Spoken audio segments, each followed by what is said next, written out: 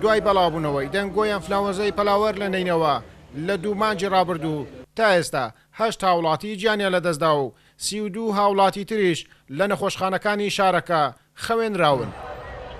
هاوڵاتیانی شارەکەش بەڕێوەبەرایەتی تەندروستی و ڤەیتەرنەری بە کەمتر خەمدانێن لە بەرامبەر ئەوەی نەیانتوانیوە چارەسەری نەخۆشیەکانیان بکەن و ڕێگریش لە بەڵاوبوونەوەی ئەنفلەوەنزای پەلەوەر بکەن لە شارەکەیان.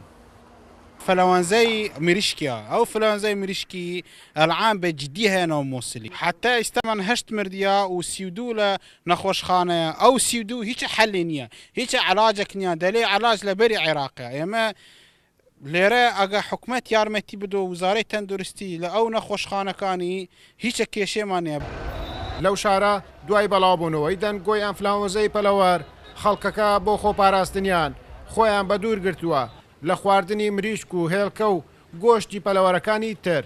ڤەیتەرنەری نینەوەش دەڵێت ماوەی 2 مانگە تیمە گەڕۆکانیان لە شار و شارچکانی سنووری پارێزگای نینەوە دابەش بوونە پشکنین بۆ پەلەوەرە جیاجیایەکان دەکەن بۆیان دەرکەوتووە نەخۆشیەکە لە مریشک و هێلکەدا نییە. بالنسبة للبيض واللحم لا يوجد أي تسجيل حالة، نطمئن العالم باستخدام البيض واللحم. گۆشت و هێلکە هیچ مەترسیەکیان نییە. با هاوڵاتیان پشتڕاست بنەوە و بەکاری بێنن. ئێمە لەو ماوەیە پشکنین و تاقیکردنەوەمان بۆ چەندین جۆری پەلەوەر کردووە و لە شار و شارۆچکەکانی سنووری پارێزگای نەیناوە هیچ جۆرە ئەنفلۆنزەیەک لە پەلەوەرەکاندا نەبوو. سەبارەت بۆ حاڵەتانەی تۆماریش کراون بۆ پەتایە یاخود گیانیان لەدەستداوە ئەوە پەیوەندی بە ئێمەوە نییە، پەیوەندی بە بەڕێوەبەرایەتی تەندروستی نەیناوە هەیە.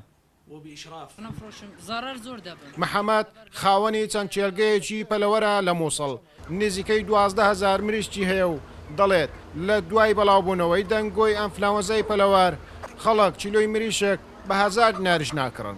خۆم ساحب دەواجنم ئەمە چ ڕۆژ مریشمان نەفرۆشتە خۆی لازم چ ڕۆژ بفرۆشن ئەمە بووە بە 100 ڕۆژ قاعەکان هەموو پڕ مریشک بووە کەس مریشت ناکڕی چێلۆ بە 1000 دینارش کەس ناکڕی زۆر زەرەرمان کردیە.